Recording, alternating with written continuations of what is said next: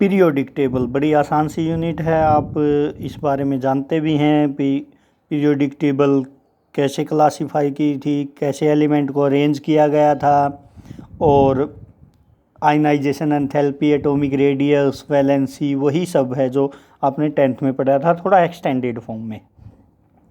तो periodic table क्यों बनाई थी, क्या पर्पज़ है इसका, आपको बताया है, आपको पहले भी बताया था कि पीरियोडिक टेबल में क्या है। अब अलग अलग 118 एलिमेंट है हमारे पास, उनकी एक एक की ऑक्साइड कैसे बनाते हैं, नाइट्राइड कैसे बनाते हैं, या कोई और भी प्रॉपर्टी है उनकी। अगर एक एक एलिमेंट को स्टडी करते तो बड़ा मुश्किल होता। तो हमने क्या किया, इस तरह से अरेंज करना स्टार्ट कर दिया कि वो कुछ जो सिमिलर प्रॉपर्टी के हैं वो साथ साथ आ जाएं, और डिसिमिलर एलिमेंट हैं वो अलग अलग हो जाएं। ऐसा करने से क्या हो जाएगा, आसान हो जाएगा, उनको समझना आसान हो जाएगा, उनकी प्रॉपर्टी को याद रखना आसान हो जाएगा, एक सिस्टमेटिक ढंग हो जाएगा डेवलप। तो वो आपकी पीरियोडिक टेबल है। तो पीरियोडिक टेबल क्या है, a table in which element are arranged in such a way that similar element are placed together. Element जिनकी सिमिलर प्रॉपर्टी है उनको placed together, and element having dissimilar property लिख लेना यहाँ, element having dissimilar property are separated from each other, वो एक दूसरे से अलग कर दिए गए हैं। This table is known as periodic table. भाई सिमिलर प्रॉपर्टी के एलिमेंट हैं उनको साथ साथ रख दिया, और डिसिमिलर को अलग अलग, और इस टेबल को हमने क्या नाम दिया, periodic table. This table help us to systematize and simplifies the study of element. और इससे हम एक सिस्टमेटिक वे में हम एलिमेंट की स्टडी को आसान वे में समझ सकते हैं। Development of periodic table, periodic table है वो कैसे डेवलप हुई, किस किस ने अपना कंट्रीब्यूशन दिया है, कौन कौन से साइंटिस्ट ने कंट्रीब्यूशन दिया ताकि ये आज के दिन जो हम पीरियोडिक टेबल देखते हैं वो बन गई। आपको पता है Dobereiner triad, he arrange the element in a group of 3 in such a way that atomic weight of middle element is average weight of other 2 element. उसने क्या किया, उसने 3-3 के ग्रुप बनाने की कोशिश की, जिसको हम ट्राइड कहते हैं, डोबर्नियर ट्राइड कहते हैं। और उसने ऐसा कहा कि इनकी प्रॉपर्टी भी सेम है, और दूसरी चीज़ जो मिडल एलिमेंट है, जैसे लिथियम सोडियम पोटेशियम में मिडल एलिमेंट सोडियम है, तो इसका एटॉमिक वेट एवरेज वेट होगा अदर 2 एलिमेंट का। जैसे सोडियम का वेट चेक करो, 39 प्लस लिथियम वाला 7 ऐड कर दो, 23 आ जाएगा। तो ये कहा था। ऐसे ही क्लोरीन ब्रोमीन आयोडीन के केस में उसने बताया कि जो मिडल एलिमेंट है उसका वेट अगर चेक करेंगे एवरेज होगा अदर 2 का। न्यूलैंड लॉ ऑफ ऑक्टेविस, उसने क्या किया भाई, उसने उसने ही arrange the element in order of increasing atomic weight. उसने एटॉमिक वेट के ऑर्डर में रखा और बताया कि property of every 8th element is similar to first one, और प्रॉपर्टी पहले और 8वें एलिमेंट की सिमिलर होंगी। उसने इस तरह अरेंज किया एटॉमिक वेट के इंक्रीजिंग ऑर्डर में कि प्रॉपर्टी है पहले और 8वें एलिमेंट की सिमिलर होंगी। जस्ट लाइक म्यूजिकल टोन आपकी जो सारे गा मा पा है, उसमें स्टार्टिंग का सा और लास्ट का फिर सारे गा मा पा धा नी सा, फिर वापस सा आ जाता है, फिर वही को चलता रहता है। तो ऐसा ही न्यूलैंड ने बताया था कि पहले इनको अगर एटॉमिक वेट के ऑर्डर में अरेंज किया, जैसे lithium, beryllium, boron, carbon, nitrogen, oxygen, fluorine, ये 7 हो गए। 8वां सोडियम, तो लिथियम और सोडियम की प्रॉपर्टी उसने बताया कि मैच करेंगे। फिर बेरिलियम की किससे, मैग्नीशियम से, जो उसके 8वें नंबर पे है। तो ये न्यूलैंड ने ला दिया था। This law is also applicable to lighter element. उस टाइम तक थोड़े ही एलिमेंट थे और थोड़े ही एलिमेंट तक ये अप्लीकेबल था। ये 20 पे जो कैल्शियम है उस तक ये अप्लीकेबल था। आफ्टर दैट नॉट अप्लीकेबल, उसके बाद अप्लीकेबल नहीं था, तो सो डिस्कार्डेड। उसके बाद हमने इसको डिस्कार्ड कर दिया, रिजेक्ट कर दिया। लोथर मेयर अरेंजमेंट, ये शायद आपने नहीं पढ़ा हो। क्या क्या, he plotted a graph between atomic volume versus atomic wait.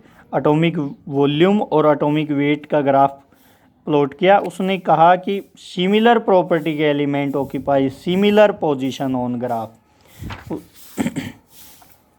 He plotted a graph, उसने एटॉमिक वॉल्यूम और एटॉमिक वेट के कोरस्पॉन्डिंग एक ग्राफ प्लॉट किया और क्या ऑब्जर्व किया कि सिमिलर प्रॉपर्टी के एलिमेंट हैं उनकी ग्राफ में सिमिलर पोजीशन होगी। जैसे मोस्ट इलेक्ट्रोपॉजिटिव एलिमेंट आपके फर्स्ट ग्रुप के लिथियम, लीनाका, रुबिडियम, सीजियम, ये लिथियम, सोडियम, पोटेशियम है।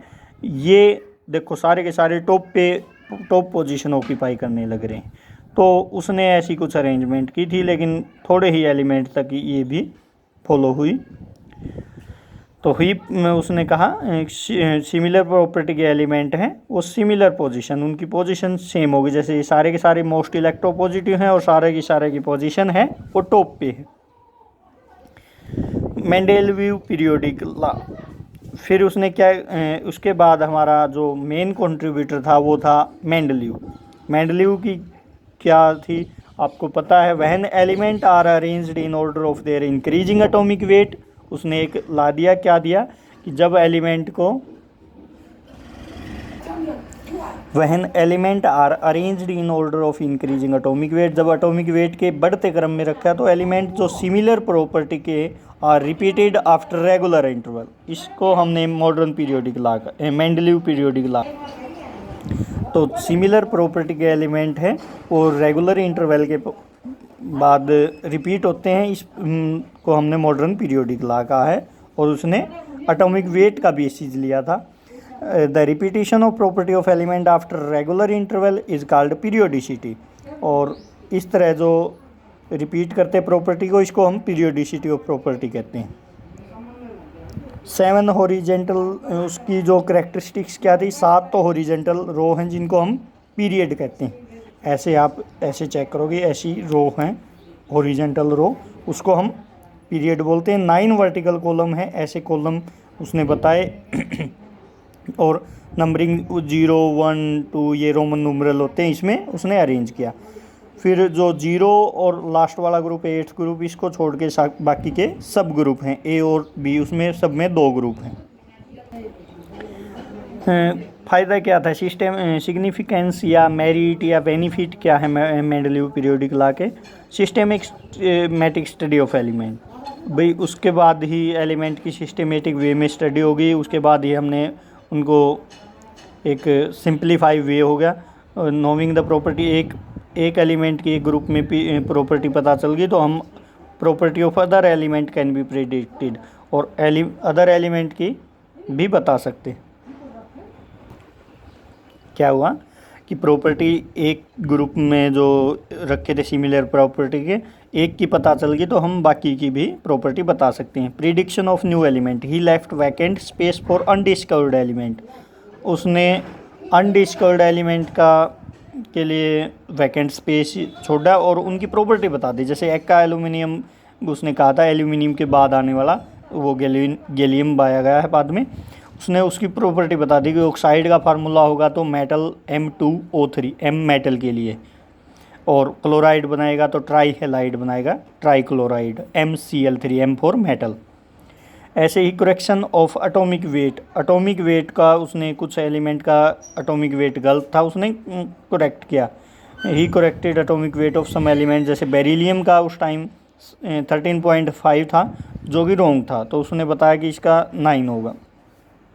डीमेरिट क्या है, एनामलेस पोजीशन ऑफ हाइड्रोजन की पोजीशन है वो रॉन्ग है, वो रिजेंबल करता है, इसकी प्रॉपर्टी फर्स्ट ग्रुप वाले एल्कली मेटल से भी रिजेंबल करती हैं और हेलोजन से भी रिजेंबल करती हैं। फर्स्ट ग्रुप वालों से भी इसकी प्रॉपर्टी मैच होती हैं और हेलोजन के साथ भी इसकी प्रॉपर्टी मैच करती हैं, तो इसकी पोजीशन है एनामलेस है। दूसरी पोजीशन ऑफ आइसोटोप, भाई उसने एटॉमिक वेट के इंक्रीजिंग ऑर्डर में रखा था और आइसोटोप जिसका एटॉमिक वेट डिफरेंट होता है, लेकिन पोजीशन उसने आइसोटोप को भी वही दी। भाई आइसोटोप वो होते हैं जिसका एटॉमिक नंबर तो सेम है लेकिन एटॉमिक वेट है वो डिफरेंट है, और एटॉमिक वेट के अकॉर्डिंग वो अरेंज करने वाला था, तो उसकी अलग अलग पोजीशन होनी चाहिए थी आइसोटोप्स की।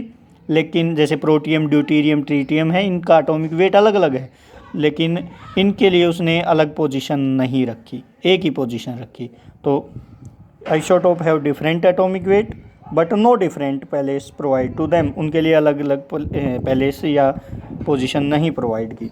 पोजीशन ऑफ लैंथेनाइड, लैंथेनाइड और एक्टिनाइड है वो भी मेन बॉडी में नहीं रख सकता। Position of lanthanide and actinide, actinide और लैंथेनाइड के लिए अलग से आपको 2 रो नीचे मिलेंगी पीरियोडिक टेबल में 14 ग्रुप एलिमेंट की। तो वो मेन बॉडी जो थी पीरियोडिक टेबल की उसमें उसके लिए कोई जगह नहीं रख पाया वो। He could not provide space to lanthanide and actinide in main body of periodic table. Anomalous pair of element, he started arranging element in order of increasing atomic weight, उसने एटॉमिक वेट के order में arrange करना start किया था but could not follow completely, और उसको completely वो follow भी नहीं कर पाया। जैसे आर्गन है, एटॉमिक वेट है आर्गन का 39.9 है, उसको पोटेशियम से पहले रख दिया, पोटेशियम का एटॉमिक वेट 39.91, तो ये ज़्यादा एटॉमिक वेट है, ये बाद में आना था लेकिन उसने पहले भी उसको पहले रखा।